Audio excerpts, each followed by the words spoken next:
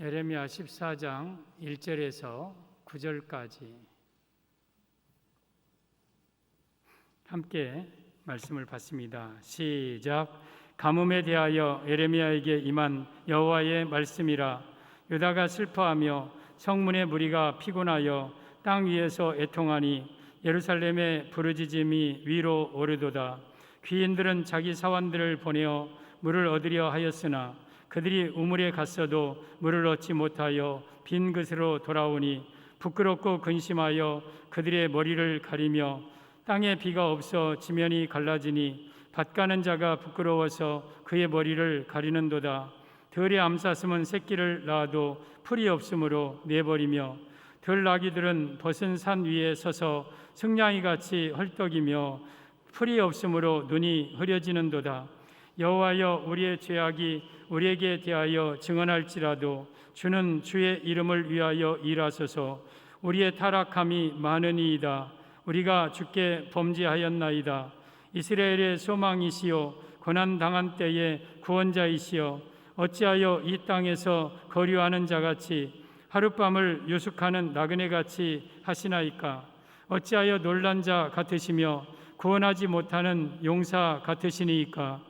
여호와여, 주는 그래도 우리 가운데 계시고 우리는 주의 이름으로 일컬음을 받는 자이오니 우리를 버리지 마옵소서. 아멘. 오늘도 저는 예수님 전하겠습니다. 성부 하나님, 성자 예수님, 성령 하나님, 삼위 하나님께 영광과 찬양을 세세무궁토록 돌릴지어다. 아멘. 성삼위 하나님만 영광 받으시기를 바랍니다. 오늘 제목은 종말에 일어날 일이라는 제목으로 말씀을 드리겠습니다. 종말에 일어날 일. 오늘 가뭄에 대한 예레미야를 통해 이스라엘에게 주시는 말씀입니다. 이스라엘의 범죄함으로 말미암아 하나님이 하늘을 닫아버리고 비를 내리지 않습니다. 가뭄이 찾아옵니다. 곳곳에 이제 탄식 소리가 들려옵니다. 슬피 부르짖는 소리가 들려옵니다. 귀인들은 자기 사원들을 얘야 가서 우물에 가서 물 떠와라. 근데 우물에 가니까 물이 없어요. 빈 곳으로 덜렁덜렁 들어가자 귀인들이 부끄럽고 근심하여 얼굴을 가리고, 또한 땅에 비가 오지 않으므로 땅이 쩍쩍 갈라지니까 밭 가는 자들이 밭을 갈 수가 없어서 부끄럽고 근심하여 머리를 가리고, 또한 이 짐승들이 새끼를 낳는데 풀이 없으므로 그 새끼를 내어버리고, 들나귀도 승냥이처럼 헐떡거리면서 풀을 찾으나 풀이 없으니까 눈이 어두워져요. 이게 이스라엘의 상황이에요. 이스라엘이 타락하고 범죄함으로 말미암아 하나님이 가뭄이라는 기근이라는 재앙으로 이스라엘을 내립니다. 그때 예레미야가 하나님께 기도합니다. 하나님, 어찌하여 용사 같지 않으십니까? 어찌하여 일 못하시는 자처럼 가만히 계십니까? 하늘을 여시고 우리에게 비를 내려 주옵소서. 그때 하나님은 예레미야에게 말씀하십니다. 너 이스라엘을 위해서 기도하지 말아라. 복을 구하지 말아라. 금식하지 말아라. 이스라엘이 범죄함으로 말미암아 내가 이스라엘을 재앙을 내리는 것이다. 멸할 것이다. 오늘 본문의 내용입니다. 가뭄은 기근과 같은 겁니다. 비가 오지 않으면 온 세상이 메말라 버리고, 그리고 곡식이 떨어지고 땅이 갈라지고 사람들이, 짐승과 식물들이 다 헉헉거리며 죽어가는 게 기근입니다. 기근. 그런데 이 기근은 오늘 예수님이 재림하실 때에 우리에게 가져다주는 최대 징조 중에 하나가 기근이에요. 기근. 누가복음 21장 11절에 곳곳에 큰 지진과 기근과 전염병이 있겠고 또 무서운 일과 하늘로부터 큰 징조들이 있으리라. 예수님 재림할 때에 여러분 기근과 지진과 전염병이 있는데 종말에는 큰 지진, 큰 기근, 큰 전염병, 큰 징조, 종말에는 광범위하게 강도가 세게 이런 지진과 기근이 온다는 말입니다. 여러분 종말에 일어날 징조 중에 하나가 기근입니다. 기근. 저는 그래서 오늘 본문을 여러분 당시 상황, 예루살렘 상황을 보면서 종말론적으로 해석하여서 여러분들에게 종말에 될 일이라는 제목으로 말씀을 드릴 때에 이 말씀을 붙잡고 종말에 승리하고 살아남는 우리 성도들 되기를 예수님의 이름으로 축복합니다. 종말에 일어날 일, 첫째, 우물에 갔어도 물을 얻지 못합니다. 3절을 보면 귀인들은 자기 사환들을 보내어 물을 얻으려 하였으나 그들이 우물에 갔어도 물을 얻지 못하여 빈 그릇으로 돌아오니 부끄럽고 근심하여 그들의 머리를 가리며. 지금 귀인들이 야 우물 가서 물 좀 떠와라. 예 알았어요 하고 빈 그릇으로 가지고 가서 물을 뜨려 하으나 그 물에 물이 없었어요. 그러면서 빈 그릇으로 덜렁덜렁 들어오니까 그 귀인들이 그 종들을 보고 부끄럽고 근심하여 머리를 가린다. 물이 없다. 물이 없는 시대가 온다. 그러면 이 물은 곡식이 없다, 물이 없다는 것은 여러분 종말론적으로 말할 때 여러분 말씀의 기근을 의미하는 거예요. 말씀. 그래서 종말에 일어날 일 첫째는 말씀의 기근의 시대가 옴을 의미합니다. 물론 여러분 물이 없어 비가 없어 산천초목에 곡식이 떨어지는 것은 문자적으로 식량난, 경제공황, 경제불황 이런 것도 의미합니다. 마지막 때는 여러분 식량난이 올 것이고 경제공황이, 경제불황이 전 세계적으로 올 것입니다. 이게 가뭄이고 이게 기근이 재앙입니다. 여러분 우리가 코로나 전 1년 전까지만 해도 막 경제가 막 3%, 4%, 5% 아니면 막 조절한다 하고 세계 경제가 활발하게 돌아갔습니다. 그런데 코로나가 오니까 세계 경제가 뚝 멈췄습니다. 그래서 세계 모든 경제들이 다 침체되고 막 그런 시대가 오는 거예요. 앞으로 여러분 이런 기근과 이런 경제 불안과 공황은 점점 더 심해지면 심해졌지 여러분 때로는 국지적으로 잠깐 나올지 모르지만 전체적으로 볼 때는 이러한 기근이 찾아옵니다. 이것이 종말에 일어날 일입니다. 그런데 여기 우물에 물이 없다는 것은 이 물은 곧 하나님의 말씀을 의미하는 거예요. 신명기 32장 2절에 오면 주의 교훈은 내리는 비요 맺히는 이슬이요 연한 풀 위에 가는 비요 채소 위에 단비로다. 여러분 이 물은 곧 하나님의 말씀을 의미합니다. 우리 예수님께서도 요한복음 3장 5절에 물과 성령으로 거듭나지 아니하면 결단코 천국에 들어갈 수 없다. 이 물은 곧 하나님의 말씀을 의미하는 거예요. 그러면 말씀이 모여있는 곳 우물은 곧 교회를 가리키는 거예요. 그러니까 마지막 시대는 심지어 교회에 와도 그 교회 안에도 말씀이 없는 시대가 온다. 말씀의 기근의 시대가 온다. 아모스 8장 11절에 보라 날이 이를지라 내가 기근을 땅에 보내리니 양식이 없어 조림이 아니요 물이 없어서 가람이 아니라 오직 여호와의 말씀을 듣지 못한 기갈이라. 사람이 이 바다에서 저 바다까지 북에서 동까지 비틀거리며 여호와의 말씀을 구하려고 달려 왕래하되 얻지 못하리니 그날에 아름다운 처녀와 젊은 남자가 다 가라에 피곤하리라. 마지막 때 찾아오는 게 말씀의 기근의 시대가 온다. 사랑하는 성도 여러분, 종말에 일어날 일 중에 하나가 말씀의 기근이 옵니다. 말씀의 기근이 와요. 창세기 41장에 바로 왕이 꿈을 꾸죠. 근데 그 꿈을 해석할 자가 없어요. 그러자 감옥에 있는 이 요셉을 급히 소환해서 요셉에게 그 꿈을 꾸게 합니다. 해석하게 합니다. 그 해석 꿈은 이런 꿈이었습니다. 바로가 하루는 꿈을 꾸는데 나일강 옆에 갈대 밭에 정말 살찌고 좋은 암소 7마리가 풀을 와작와작 뜯어먹고 있는데 어디선가 빼빼하고 완전히 갈비밖에 남지 아니한 소가 흉악한 소가 와서 그 7 암소를 다 잡아먹는데 먹었어도 여전히 그 빼빼한 모습이었다. 그리고 잠시 후에 또 꿈을 꾸는데 충실한 7 이삭이 있었다. 근데 동풍의 마른 빼빼한 흉악한 7 이삭이 와서 그 7 이삭을 먹는데 역시 그 빼빼한 이삭은 배부르지 않고 여전했다. 왕이시여, 그 꿈은 하나입니다. 앞으로 7년 동안 큰 풍년이 있을 것입니다. 그리고 그 풍년 후에는 7년 동안 큰 흉년이 있는데 얼마나 큰 흉년인지 풍년을 잊어버릴 만큼 큰 흉년이 올 겁니다. 그러면 어떻게 해야 되느냐? 간단합니다. 풍년 동안 창고를 많이 짓고 백성들로 하여금 곡식을 거기다 끄덕끄덕 쌓도록 하셔서 그리고 그 흉년 때 창고를 열고 백성들에게 먹이면 됩니다. 그래? 그러면 네가 그 일을 감당해라. 내가 너에게 이 인장반지를 빼어주고 내가 너에게 이 수레를 타고 금사슬을 들려주고 네가 이 일을 해라. 그래서 일약 요셉이 바로의 다음 사람이 되어서 그 7년 흉년 동안 애굽을 다 먹이고 고대 근동까지 다 먹이는 사건이 창세기 41장 이하에 기록이 되어 있습니다. 여러분, 이 말씀은 애굽 당시 일어난 한 사건이면서 종말론적으로 종말에 되어질 일을 보여주고 있는 거예요.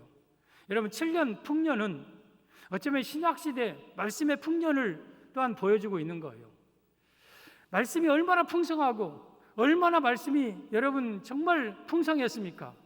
그러나 그 풍년 7년이 지나면 이제는 흉년 7년이 온다.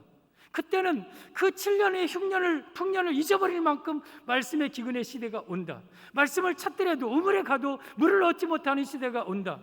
그러면서 말씀의 기근의 시대가 온다. 그러면 7년 흉년은 7년 대환란을 가리키는 거예요. 여러분, 지금도 점점 말씀의 기근의 시대가 오고 있습니다. 여러분들이 코로나로 인해서 사상 초유로 집안에서 인터넷으로 예배를 드리는 일들이 일어났습니다. 어떻습니까? 교회에서 와서 얼굴을 대면하여서 이 본당에서 예배 드리는 것과 집에서 여러분들이 예배 드리는 것과 똑같습니까? 전혀 똑같지가 않았을 거예요. 어쩔 수 없이 우리가 인터넷 화면을 통해서 예배 드리지만 정말 뭔가 좀 부족하고 집중도 안 되고 때로는 그냥 말씀 예배 드리다가 딴짓도 하고 막 그랬지 않습니까? 여러분, 이것이 점점 앞으로 말씀의 기근을 예고하고 있는 사건들이에요.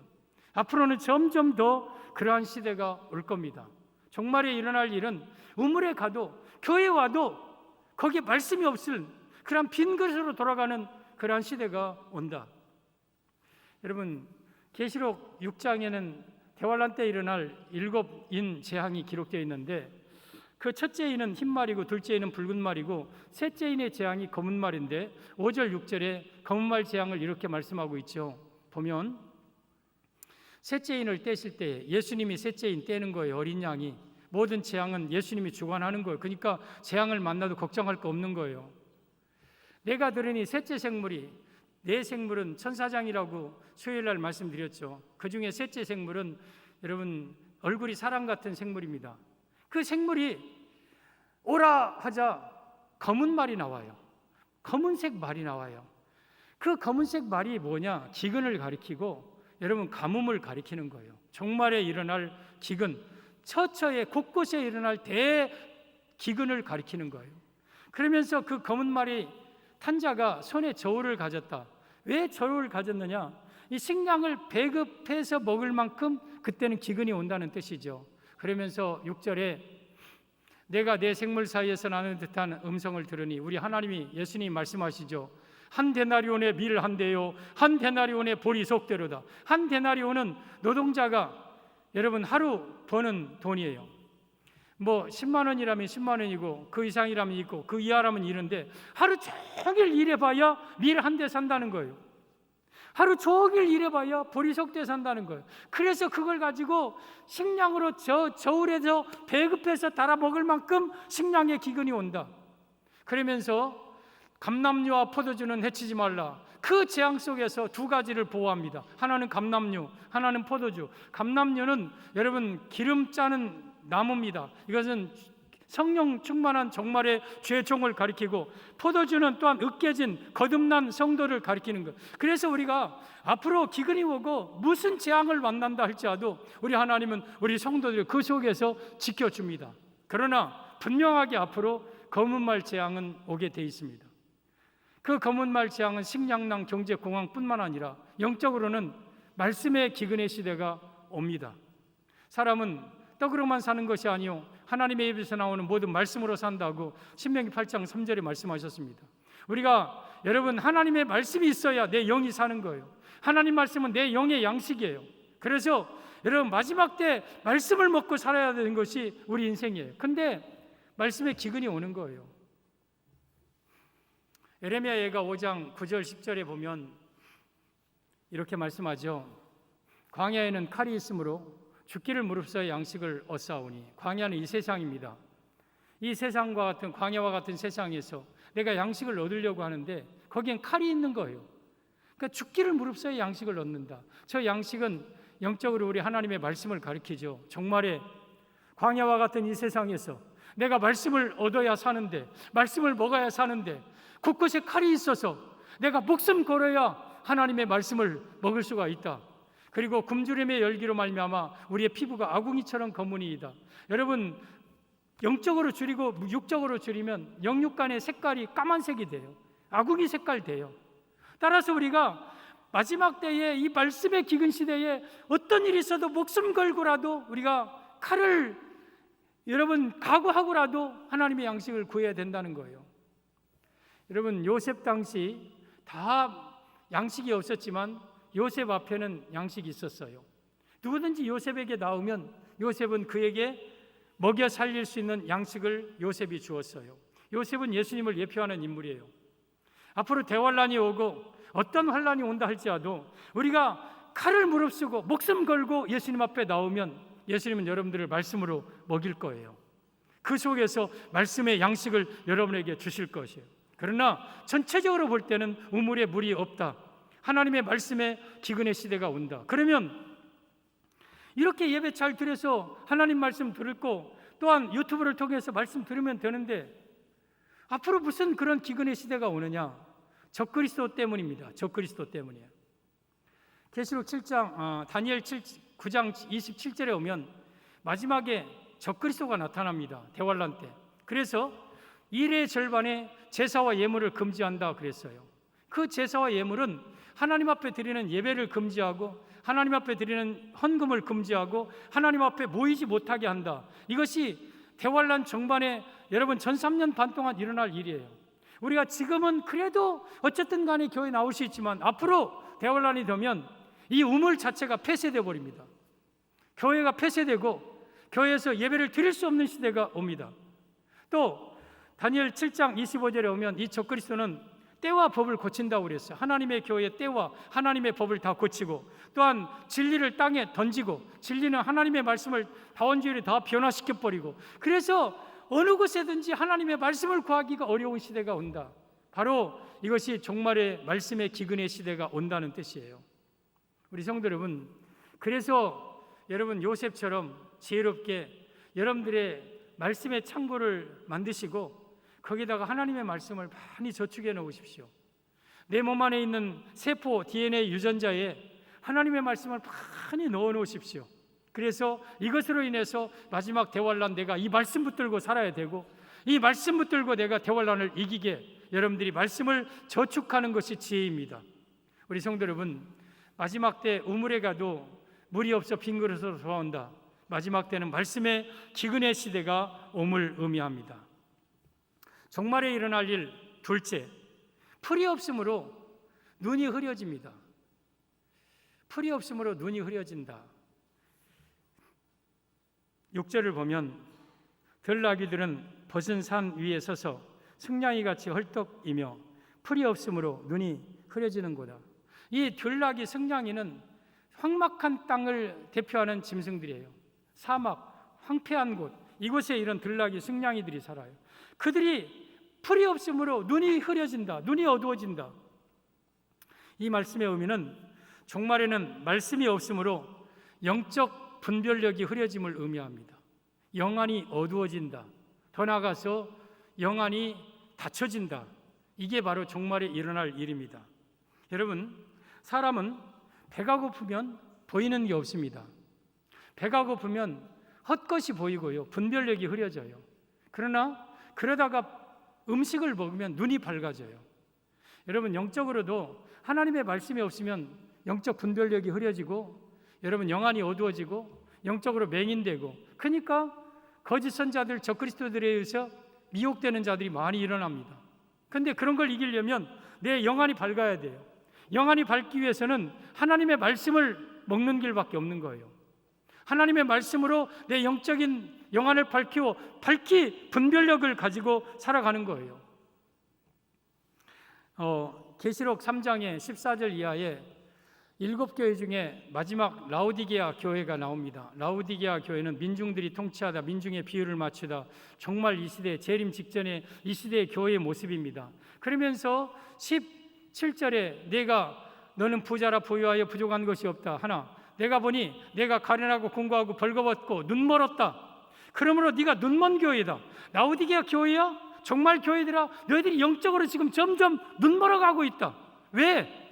진리의 말씀을 먹지 못하고 다원주의를 먹고 있기 때문에 눈이 점점 흐려져서 미혹당하고 있다. 그러면 대책은 뭐냐? 내게서 와서 안약을 사서 내 눈에 발라보게 하라. 여러분, 우리 교회에 와서 하나님의 안약을 사라는 거예요. 그 안약은 하나님의 말씀인 거예요. 지금 여러분들은 여러분의 눈을 더 밝게 하고 눈의 진물을, 눈의 질병을 치료하는 안약을 지금 바르고 있는 시간이에요. 예수님 앞에 오면 우리 하나님께서 말씀의 안약으로 우리의 눈을 뜨게 하십니다. 그래서 정확한 영적 분별력을 갖게 하시는 거예요. 그런데 종말에는 말씀이 없으니까 눈이 어두워져요. 눈이 흐려져서 미혹의 영에 빠져요. 누가복음 24장에 엠마오로 가는 두 제자, 한 제자는 이름이 글로바라고 기록되어 있습니다. 그 두 제자가 엠마오를 향하여서 예루살렘에서 내려가는데 예수님이 함께 동행하죠. 그들이 갈 때는 슬픈 빛을 띠고 가는 거예요. 그러면서 예수님이 같이 동행하면서 예수님이 말씀을 가지고 예수님에 대해서 해석을 해주니까 이들이 가슴이 뜨거워져요. 마음이 뜨거워졌어요. 저녁이 되었어요. 선생님, 누구신지는 잘 모르지만 우리와 같이 저녁 식사하고 여기서 유숙하고 내일 가면 안 되겠습니까? 그렇게 하자 하고 같이 숙소에 들어가서 음식을 차려놓고 그분이 축사하고 떡을 떼어서 제자들에게 주니까 제자들의 눈이 밝아집니다. 이분이 예수님이었구나. 근데 예수님은 보이지 않아요. 그래서 그들이 서로 고백하죠. 야, 우리에게 길에서 말씀을 풀어주실 때 우리 마음이 뜨겁지 않았더냐? 나도 그랬어. 우리 예수님이었구나. 그러면서 곧장 다시 예루살렘으로 돌아가서 11 제자에게 예수님의 부활하신 것을 증언하는 내용이 누가복음 24장에 나오는데 보겠습니다. 30절 이하에 그들과 함께 음식 잡수실 때에 세 명이 지금 음식 먹고 있죠. 떡을 가지사 축사하시고 떼어 그들에게 주시니 예수님이 축사 감사기도 하시고 그 떡을 떼어서 제자들에게 주었어요. 그리고 제자들이 그것을 먹으니까 눈이 밝아졌어요. 눈이 밝아졌다. 여러분, 음식을 먹어야 눈이 밝아져요. 식당에 가서 배고프면 아무것도 보이지 않다가 어느 정도 먹으면 식당 메뉴판도 보이고 건너편 사람들도 보이고 그래요. 더 배고프면 보이는 게 없어요. 헛것이 보여요. 그러나 음식을 먹으면 눈이 밝아져요. 우리가 교회 와서 하나님의 말씀을 먹으면 여러분들의 눈이 뚜렷하게 밝아질 겁니다. 영안이 열려질 겁니다. 그러면서 그들이 눈이 밝아져 그인 줄 알아보더니 예수는 그들에게 보이지 아니하니라. 그러면서 예수님은 이미 사라지셨습니다. 32절에 이런 고백을 그들이 합니다. 그들이 서로 말하되 길에서 우리에게 말씀하시고 우리에게 성경을 풀어주실 때에 우리 속에서 마음이 뜨겁지 아니하더냐. 지금 누가복음 24장 24절과 44절에 성경을 어떻게 풀어줬는가 기록되어 있어요. 모세의 글과 시편과 선지자의 글에 나를 가르쳐 기록된 모든 것이 이루어져야 하리란 말이 이 말이라 하시고 성경을 풀어주되 모든 구약을, 당신의 신약이 없었잖아요. 예수님에 대해서 풀어주는 거예요. 구약은 세 부류로 구분되어 있어요. 율법서, 선지서, 시가서. 이 모든 걸 가지고 예수님에 대해서 풀어주니까 이들이 마음이 뜨거웠고 말씀을 먹으니까 이들이 눈이 밝아져서 곧장 다시 예루살렘으로 사명의 자리로 가게 한 거예요. 우리 성도 여러분, 이 강단에서 모든 성경을 가지고 예수님으로 해석하여 여러분들에게 풀어 전달할 때에 여러분들의 마음이 뜨거워지고 그리고 여러분의 눈이 밝아지고 여러분의 사명을 감당하는 자리로 나갈 수 있는 겁니다. 여러분, 우리 예수님이 이 땅에 오실 때에 내가 올 때에 겨울이나 안식이 되지 않도록 기도하라고 그랬어요. 마태복음 24장 17절 18절 말씀입니다. 여러분, 겨울 되지 않도록 기도하라. 여러분, 이 말은 무슨 말이에요? 너희들이 예수님 올 때 너희들이 땡땡하게 식어진 상태에서 냉랭하게 신앙이 다 꺼진 상태에서 나를 맞이하지 말라. 누가복음 12장 49절에 내가 불을 땅에 던지러 왔노니 이 불이 이미 붙었으면 무엇을 원하리요? 우리 예수님을 만나서 내가 그 냉랭한 심령으로 하여금 뜨거워져야 돼요. 그래서 예수님을 맞이해야 맞이할 수 있는 거예요. 그러면 나를 뜨겁게 만드는 내 영적 저체온증을 여러분 이제 뜨겁게 만드는 것이 뭐냐? 하나님의 말씀인 거예요. 말씀. 그리고 내 눈을 뜨게 하는 것도 하나님의 말씀인 거예요. 사랑하는 성도 여러분, 우리 마지막 시대에는 풀이 없음으로 눈이 어두워져요. 말씀을 먹지 못하니까 다 영안이 어두워져서 미혹하는 영에 빠져서 많은 사람이 미혹당할 거예요. 마태복음 24장 24절에 예수님은 이렇게 종말의 징조에 대해서 말씀하셨습니다. 많은 거짓 선지자들과 많은 거짓 그리스도들이 일어나 큰 표적과 기사를 보여 할 수만 있으면 택하신 자들도 미혹하리라. 마지막 때는 거짓 선지자들이 많이 일어나고 거짓 그리스도들이 많이 일어나서 큰 표적과 기사를 보인다. 작은 것이 아니라 큰 능력으로 많은 사람을 미혹하리라. 이때 여러분, 영안이 어두운 사람, 분별력이 없는 사람은 그 사람들에게 미혹당해서 갈 거예요. 그래서 많은 사람을 미혹하고 심지어 택한 자들도 미혹한다고 그랬어요. 저는 여러분들이 이러한 미혹의 영에 빠지지 않기 위해서는 눈이 밝아야 되고 영적 분별력이 있어야 돼요. 이것은 내가 말씀을 먹는 길밖에 없는 거예요. 말씀을 먹으면 내 눈이 밝아져요. 사무엘상 14장에 보면 이 사울의 군대와 블레셋 군대가 대치하고 있을 때에 요나단이 자기 병기 맡은 자와 블레셋 진영에 들어가서 전쟁에서 승리하고 지금 돌아옵니다. 그런데 이 사울은 괜한 그러한 그 선언을 이렇게 조서를 이렇게 선포를 하죠. 너희 가운데 블레셋 전쟁에서 승리하기 전에 만약에 음식을 먹는 자가 있다면 내가 누구라도 그를 죽이겠다. 그러자 이 이스라엘 군사들이 막 먹지 못해서 다 여기저기 막 신음하고 막 배고파 있는 거예요.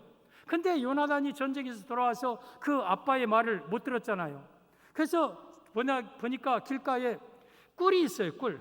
그래서 지팡이 끝으로 꿀을 찍어서 입에 대자 곧 눈이 밝아집니다. 그 꿀 조금만 먹었는데 눈이 밝아지는 거예요. 사람은 음식을 먹어야 눈이 밝아져요. 그러면 그 꿀은, 내 말씀은 송이꿀보다 더 달다, 꿀보다 더 달다. 그 꿀은 하나님의 말씀을 의미합니다. 여러분, 우리가 영적인 눈이 밝아지려면 다른 거 없는 거예요. 하나님의 말씀을 내 입에 대고 내 창자에 넣고 내 배에 채우면 우리가 영안이 밝아서 어떤 미혹의 영, 어떤 그리스도들, 거짓 선자들, 이것들도 다 이겨낼 수가 있는 거예요. 따라서 마지막 때는 여러분들이 영안이 밝아야 돼요. 영적 분별력이 있어야 돼요. 그러면 풀을 먹어야 돼요. 풀. 하나님의 말씀을 먹어야 되는 거예요. 사사기 16장에 오면 삼손 이야기 나오죠.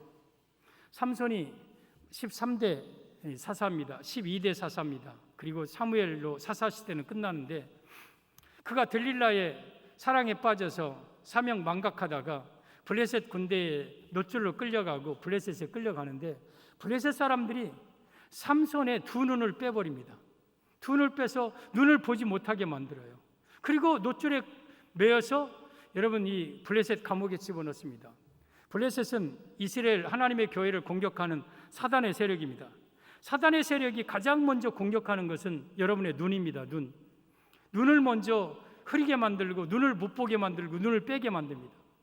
열왕기하 25장에도 시드기야 남왕국 유다의 20대 마지막 왕이 11년 통치하고 이제 바벨론 느부갓네살 왕에 끌려갈 때에 바벨론 느부갓네살 왕도 히스기야의 두 눈을 빼버립니다. 그리고 노줄로 묶어서 바벨론으로 끌고 가서 여러분 감옥에 집어넣습니다. 여러분, 이 원수 마귀는 성도들의 눈을 노리는 거예요. 눈을. 그래야 우맹한 자가 되고, 그래야 미래를 봐지 못하고, 그래야 영적 분별력이 없어서 미혹당하기 때문에. 그래서 우리는 눈을 지켜야 돼요. 내 눈을 지키되 내 눈이 밝게끔 유지해야 돼요. 그러려면 하나님의 말씀밖에 없는 거예요. 전 여러분들이 하나님의 말씀으로 말미암아 영적 영안이 열려지기를 바랍니다. 영적 분별력을 갖기를 바랍니다. 그런데 종말에는 풀이 없으므로 눈이 어두워진다. 이것이 종말에 일어날 일이에요. 말씀이 없으니까 말씀이 다 흐려지고 다원주의, 세속주의화 돼버리고 말씀에 예수님이 빠져버리고 하니까 교회에서 물을 먹어도 영안이 어두워져서 미혹당하는 자가 많이 있을 거라는 거예요. 우리 성도 여러분, 우리는 미혹받지 않기 위해서는 눈이 밝아야 돼요. 영적 분별력이 있어야 돼요. 그러려면 말씀을 먹어야 됩니다. 종말에 일어날 일, 첫째, 우물에 가도 물을 얻지 못함으로 탄식한다. 마지막 말씀의 기근의 시대가 오고, 두 번째, 풀이 없으므로 눈이 어두워진다. 말씀이 없으므로 영적인 맹인이 되고 영적 분별력이 어두워지는 시대가 종말에 온다. 종말에 일어날 일, 셋째, 주의 이름으로 일컫는 자를 버리지 않으십니다. 9절이죠. 어찌하여 놀란 자 같으시며 구원하지 못하는 용사 같으시니까? 여호와여, 주는 그래도 우리 가운데 계시고 우리는 주의 이름으로 일컬음을 받는 자이오니 우리를 버리지 마옵소서. 지금 에레미야가 기도하고 있는 거예요. 가뭄이 오고 막 승냥이 씨랑 막 그런 막 컥컥거리고 땅이 쩍쩍 갈라지고 물이 없고 막 귀인들이 탄식하고 하자 에레미야가 하나님 앞에 기도하는 거. 어찌하여 하나님 놀란 자 같으시며 어찌하여 구원하지 못하는 용사 같습니까? 이것을 하나님은 충분히 하실 수 있는데 왜 가만히 계십니까? 왜 이 가뭄을 해결해 주지 않습니까? 하고 기도하시는 거예요. 그러나 그래도 주는 우리 하나님이시니 우리 가운데 계시고 주의 이름으로 일컫는 바 우리를 버리지 말아 주시옵소서. 여러분, 주의 이름으로 일컫는 사람은 우리 성도를 가리키고 종말론적으로 종말 재림 준비 신앙을 가진 성도를 가리켜요. 버리지 않는다는 거예요. 이 말씀의 의미는 종말에 일어날 일 셋째, 종말 성도를 우리 하나님은 끝내 버리지 아니하심을 의미합니다. 사랑하는 성도 여러분, 아무리 말씀의 기근의 시대가 오고 다 무너져도 정말 주의 이름으로 일컫는 우리 성도들은 끝내 버리지 않는 거예요. 대환란 가운데서도 우리와 그 속에서 함께하고 우리를 버리지 않고 우리를 지켜주는 거예요. 성도 여러분, 그래서 우리 정말 성도는 어떤 환란이 와도 두려워하지 아니할 건 그 환란 속에서 하나님은 나와 함께하며 나를 버리지 않는다는 거예요. 제가 헤이븐 여자라는 말을 우리 교회에서는 종종 사용합니다. 헤이븐 여자라는 단어는 계시록 12장에 나오는 단어예요. 보라, 내가 하늘에 이적을 보이니 해를 옷 입은 한 여자가 있는데 그 머리에는 12별의 관을 쓰고 그 발 아래는 달이 있더라. 이 헤이븐 여자가 머리에 12별의 관을 쓰고 달을 밟고 있는 여인이 나와요. 그러면 헤이븐 여자는 과연 뭐냐? 해는 곧 예수님을 가리켜요. 그러니까 헤이븐 여자는 우리 교회요 성도잖아요. 그래서 헤이븐 여자는 예수님으로 무장한 성도를 가리키고, 특별히 종말의 계시록에 나타나는 해는 재림 예수님을 의미하여, 그래서 특별히 재림 예수님 신앙으로 무장하고 있는 성도가, 교회가 헤이븐 여자예요. 그러면 그 헤이븐 여자의 발 아래는 달이 있다고 그랬어요. 달. 그 달은 세상을 가리키는데 헤이븐 여자는 세상을 이긴다는 거예요. 세상을 발로 밟는다는 거예요. 그런데 그런 헤이븐 여자를 공격하는 게 붉은 용입니다. 마귀가 그 헤이븐 여자에서 나오는 아이를 삼키려 하고, 그 아이가 하늘로 올라가자 그 헤이븐 여자를 공격하려고 입에서 강물을 토하고 막 공격해 오죠. 그때 헤이븐 여자가 어떻게 됩니까? 큰 독수리 두 날개를 딱 받습니다. 그 큰 독수리 두 날개는 성령님을 의미하고, 이 날개라는 것은 이렇게 날아가고 새끼를 보호하고 보혜사 성령을 의미하는 거예요.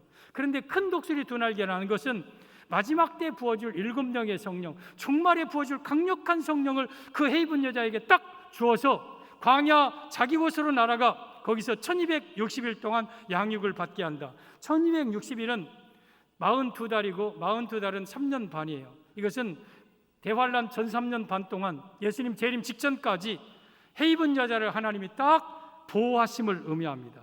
사랑하는 성도 여러분, 앞으로 적그리스도가 아니면 붉은 용이 아무리 우리를 잡으려 해도 하나님께서는 주의 이름으로 일컫는 종말 성도를 보호하신다는 사실을 기억하면서 여러분 든든하게 안심하면서 그 속에서 하나님의 보호 속에 살아가기를 바랍니다. 하나님은 반드시 우리 주의 이름으로 일컫는 자를 버리지 않습니다. 요한복음 6장 39절에 예수님이 이렇게 말씀하시죠.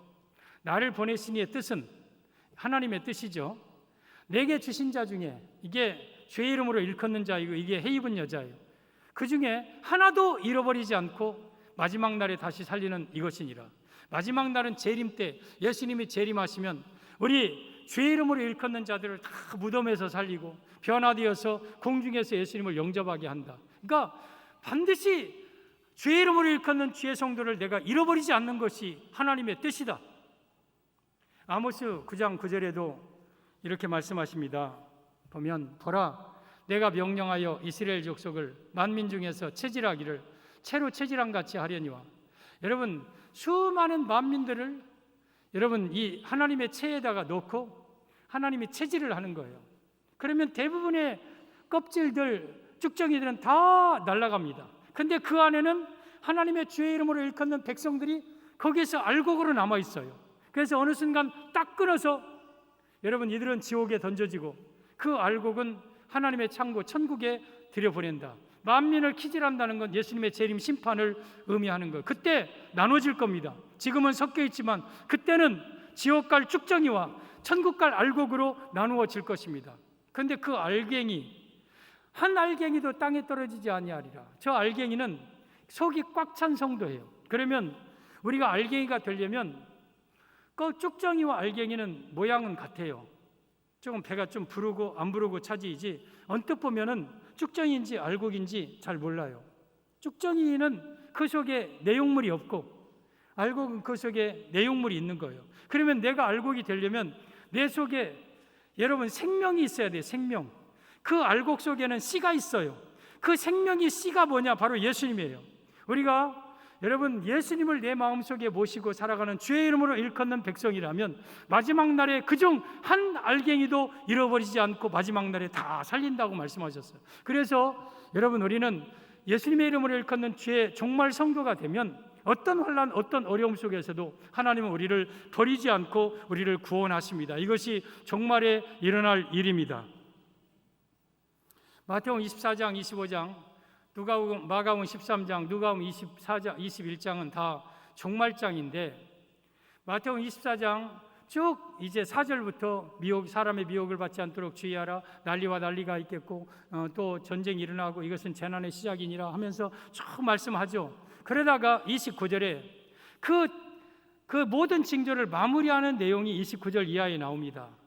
그날 환난 후에 즉시 해가 어두워지고 예수님의 재림은요 대환란 후에 오는 거예요. 환란 전에 예수님이 오시고 그 다음에 환란이 오는 게 아니라 대환란 7년 대환란이 끝나고 그리고 예수님이 오시는 거. 환란 후에 그때는 환란의 마지막은 천체계의 재앙이 와요. 해가 어두워지고 달이 빛을 내지 아니하고 별들이 하늘에서 떨어지고 하늘에 있는 권능들이 흔들리리라. 이것은 지금 있는 모든 이 해, 달, 별, 우주 이런 것들이 없어지고 불탈 것을 의미합니다. 그리고 그때에 인자의 징조가 하늘에서 보이겠고 하늘에서 인자의 예수님이 재림의 징조가 딱 보입니다. 어떤 징조인지는 우리 눈으로 볼 사람들도 있을 거예요. 그러면서 그 징조가 딱 보이는데 예수님이 인자가 구름을 타고 영광 중에 큰 능력과 큰 영광으로 오는 것을 보리라 그랬어요. 예수님이 대환란 후에 이제 예수님이 이 땅에 하늘로부터 오신다.